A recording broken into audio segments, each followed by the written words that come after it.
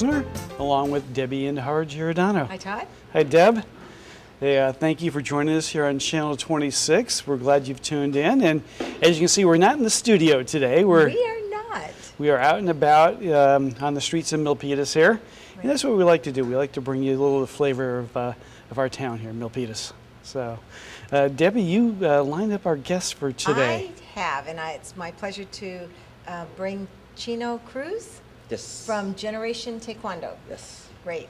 So you're located here on Landis Avenue, here locally in Milpitas. Correct. So let's, before we talk about your studio or dojo or whatever you call it, did I get that right? Dojang. Dojang, okay. Dojang, yes. Got it. So tell us a little bit about yourself, where you grew up, and maybe what brought you to this organization. Yeah. At a very young age, I've always wanted to do martial arts. Around 4 or 5 years old, my father decided to put me into Taekwondo school when I was living in Tracy at the time. My dad was a black belt from the Philippines, and he didn't participate in too many tournaments and things like that. He just finished his black belt back in the Philippines. But for me, he wanted me to start and take it as far as I wanted to go. So we started that, and then eventually moved to Union City, where I was living for a while, and I took my Taekwondo career to another level. After about a year or so, we won the U.S. Nationals, and I was 6 years old at the time, 6 years old, and my father at that point decided, you know, if my son's going to do this and be serious about this, I want to do as much as I can for him. So he ended up, you know, putting some money together, opening up a school in 1996, and from that point on, I did it for the rest of my life. So you really grew up in Taekwondo then? Yes, it was my life. Okay, well, great. So, and then that led you to opening your own school. Yes, yeah. So yeah. how'd that go about? How did you come to open your own school? Well, you know, at a very young age, doing Taekwondo every single day, the last thing I wanted to do was more Taekwondo when I grew up. You know, I thought it was going to be something I was going to do for, you know, my life as a young teen and so on, and just compete. You know, teaching was never really in my forte. But I left Taekwondo at the age of 18, decided to try other things in my life, and I had the opportunity to work with people. I did a little bit of sales and marketing for a company. After about 5 years without Taekwondo, I felt like there was something missing. And I decided to come back, you know, kind of just test the waters, work my dad's school for a little bit, and after a month or two of being back in the game, I said, you know what, I'm going to take all the money that I have right now and invest it into my business, just like my father did, and, you know, see where it goes from there. So. Well, you're a welcome addition to Milpitas and our community. So what do you like most about being here in Milpitas? Well, first off, the food. It smells terrific. Yeah, here. you know, every single corner you have different types of food and businesses, and I love how live it is and how you know how diverse the city can be. You know, I think we're so lucky that we get to see all colors of people. We get to see all cultures of people, and you know, it's always fun and new. You know, every single day. So that's probably got to be the best thing about Milpitas that I like is the culture in itself. So Terrific. Well, let's go back for a second, a little bit about some of your motivation or inspiration around Taekwondo. We were talking a little bit earlier, and you told me an interesting story about an incident that you had that really kind of opened your eyes and said, "This is where I belong." Yeah. What was that all about? What happened? Well, so like I mentioned earlier, I took a break from Taekwondo, and I didn't want anything to do with it. To be honest, I was that 18-year-old kid who did it for, you know, 13 years of his life, and I was burnt out. I didn't want to. So when I left Taekwondo, I didn't want to hear anything about it. But there was a U.S. Nationals that took place here, I think 2011, the Taekwondo U.S. Nationals in San Jose. And I was living in San Francisco at the time. I decided, you know what, the U.S. Nationals is not in the Bay Area all the time, even though I'm not in it anymore. Let me check it out. I know my dad's bringing kids over there. I'm going to go watch and just kind of relive the moments. And when I went there was a young kid, one of my dad's students. He's heard about me. That's what he said. He heard about me. He was, I think, 6 years old at the time. And he said, Master Chino? And I said, yeah, that's me. He said, can you show me a back kick?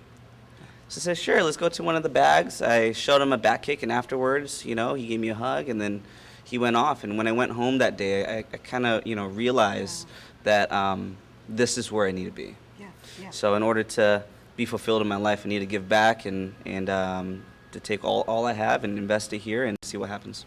Well, let's talk specifically about your organization, Generation Taekwondo. What makes you different than other groups, other associations? Well, first and foremost, I've been blessed to be my age right now and running a business with great families and a great team that support us. But one thing with our school that we look forward to is to affect the next generations to come. There's a lot of great schools out there, and I've had a lot of opinions about how I should run my school. And when I changed my name, a lot of people said to do Chino's Taekwondo or Cruz's Taekwondo and things like that. But ever since I opened up the school, I never did it for me. I wanted to do it for others. So one thing with our culture here at the studio, it's always about how to affect our generation now. And how to create a big impact in our generations to come, and to learn all of our lessons from the past generations that came before us. Good.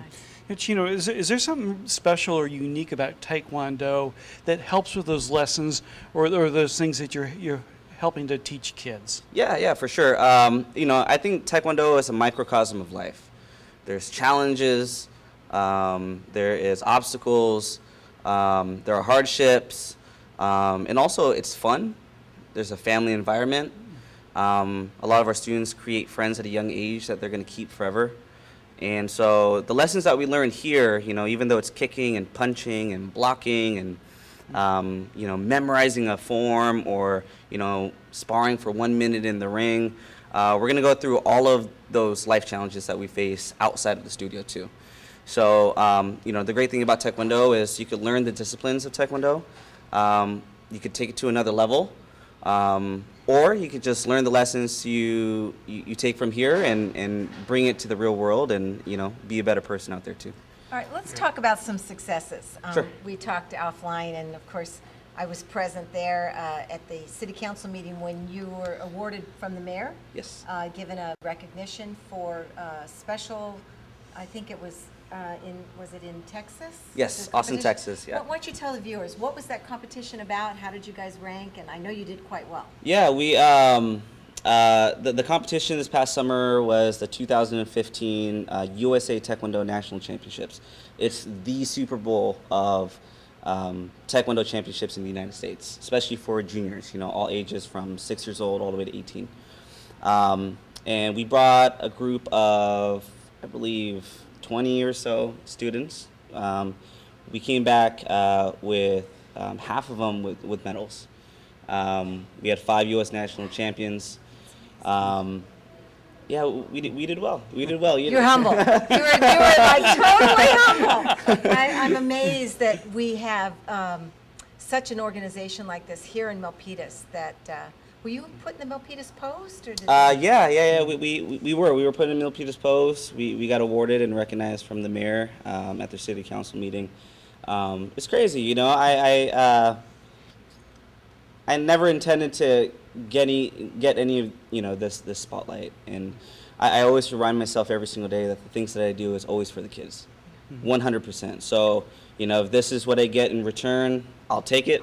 But as long as the kids are doing well, they're learning something, they're coming out as champions in Taekwondo and also champions in life, I'm satisfied. So. Oh, good. Can you put that in context for us a little bit in terms of the degree of that accomplishment for you? I mean, Sure. how many kids were a part of this competition, Right. and to come away with that many champions? I mean, how significant is that? Well, okay, I guess to put some numbers behind it, Taekwondo has about 190 countries that have an organization for Taekwondo around the world. And there's hundreds of thousands of students that either try Taekwondo or stick with it, do it for the rest of their lives, so on and so forth. So it's a very popular martial art. It's also one of the only martial arts in the Olympics. Judo's in the Olympics, and Taekwondo, that is it. In 2000, it became an Olympic sport. So it's rare for a martial art to be in the Olympics in itself. Also, the United States produced one of the first Olympic gold medalists in 2000, Stephen Lopez. So since that point, since 2000, there's been a rave around Taekwondo. So out of the hundreds of thousands of students that participate in it, and all the states that run their own state championships, they could only send off the best to the U.S. Nationals. So from all those numbers, at the U.S. Nationals, there's about 2,000 to 3,000 competitors. And out of the 2,000 to 3,000 competitors, there could only be 1 gold medalist, 1 silver medalist, and 2 bronze medalists. And out of our 10 students, out of our 20 students, half of them came home with medals. So. That's incredible. That's quite an accomplishment. That's Thank you. So let's look into the future. You've been here 3 years, you said? 4 years. 4 years. And so you're maybe looking to expand? Yeah. And so what are the, tell us about your expansion goals and what are the competitions you're looking forward to do? Well, one thing that Generation Taekwondo is known for is obviously the sparring competition. It's the Olympic style. So that's what I focused on the past 4 years. That's what I did at a young age, growing up. So expanding, I don't only want it to be a sparring school anymore. I want there to be a variety of students, athletes, martial artists that come in through my door. So we want to compete in forms too. We want to do more weapons. We want to do an adult program, and you guys are more than welcome to join when we start that.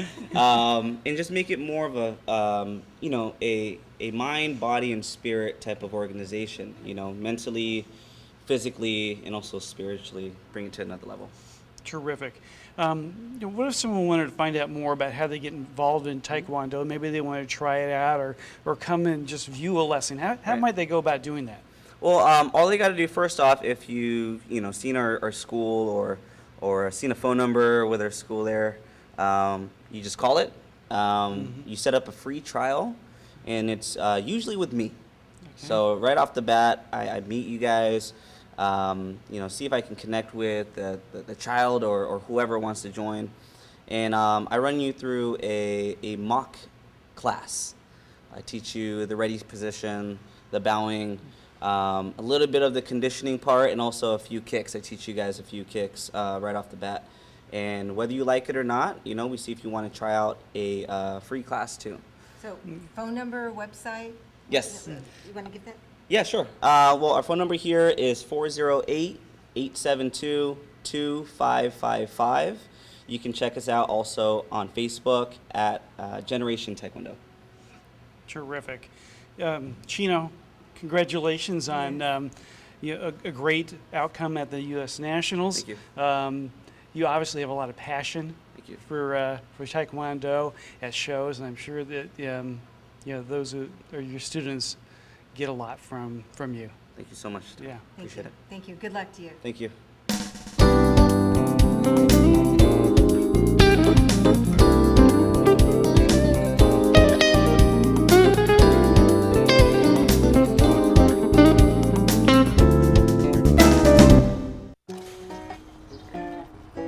Lazy bones, loafing through the day. You always seem to find the easy way, moving like you're rolling away. Never heard a word I say. All over America, entire families are backsliding. We're no longer just sedentary, we're stationary, and that's bad news for your bones. At any age, bones need weight-bearing activity to grow strong and stay strong. So go outside, take the steps, play with the dog. Just get up, get out, get moving. Never keep your bones that way. Never heard a word I say.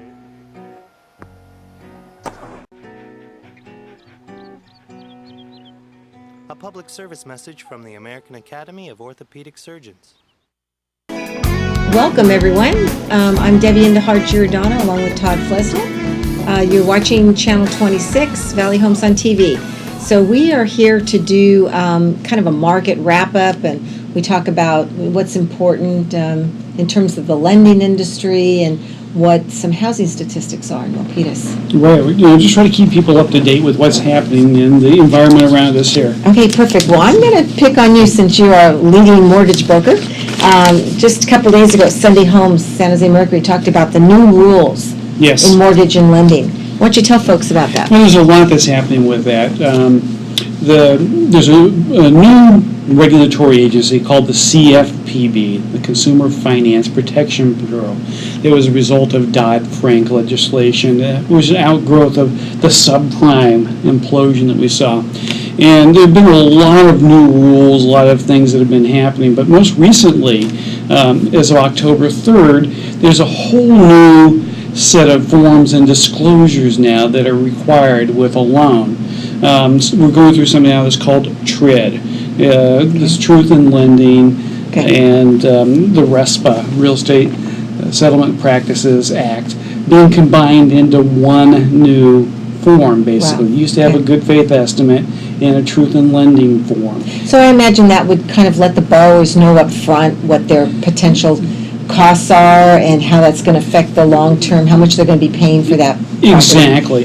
And people would look at those and they weren't always really easy to understand. So those have been reworked in such a way. And it's being labeled as the Know Before You Owe initiative from the CFPB. Right. And so I really like it. It makes the terms of the loan much clearer to somebody as they're looking at the prospect of getting a loan. Makes it much easier to be able to compare one loan to another. And I would suspect anyone even refinancing a property, they'll get the full scope of those costs. Absolutely. And weigh that whether it makes sense or not. Right, so they're now one form that you get. It's a loan disclosure form that when you apply for a loan, ask for a loan disclosure, and it will describe the terms of the loan. Required in 3 days to provide that? Exactly, 3 days from the point of application that we need to get that out.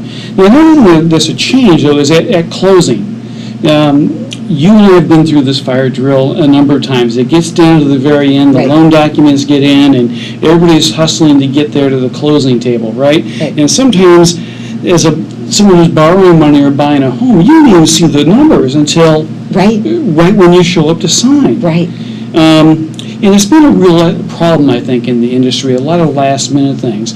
Well, now you're going to be required to get that closing disclosure statement 3 days prior to actually having to sign. So you have an opportunity to review that, ask your questions, and make sure that you're clear, and kind of take people out from underneath the crucible of that time crunch at the very end. Todd, I think I would agree with you. I mean, this is one of most people, if not everyone, their largest purchase. Absolutely. We're not talking about buying a car here, a No. home, for a lifetime or an investment property. I think those disclosures need to be clear. Absolutely. Well, there's some procedural changes that are going on with this that are making that possible. Lenders are taking on much more of the responsibility of preparing those final disclosures. It used to be that we wait for the escrow officer to complete that closing estimate for us and get us all the fees and those sort of things. And oftentimes they wouldn't send that to us until they had the loan documents. So one was dependent upon the other. Well, now the lending institutions are taking control of that process, getting those fees up front, and enabling that information to get out much earlier in the process. Terrific. So I think there are a lot of good reforms there. You'll see a couple of new terms as well in those disclosures. APR is something that will continue to be there to be able to compare one loan against another. And tell folks what is APR? The annual percentage rate. Okay. So it's a method that you can really weigh not only the interest rate of the loan, but the costs involved with that. But there are some things about APR that can be kind of manipulated. There are a couple of items in there that are variables that can vary from loan to loan, one of those being the prepaid interest charge. So there's another new disclosure that's going to be out, TIP, total interest paid. And so that would be the total interest over the life of that loan. And that'll be, I think, a good tool for a borrower to not only look at that APR, but also the tip, and it helps then to really look at what the full cost of borrowing is over the Excellent. lifetime of that loan. Okay, and I know as our industry adjusts to those changes, it, just like the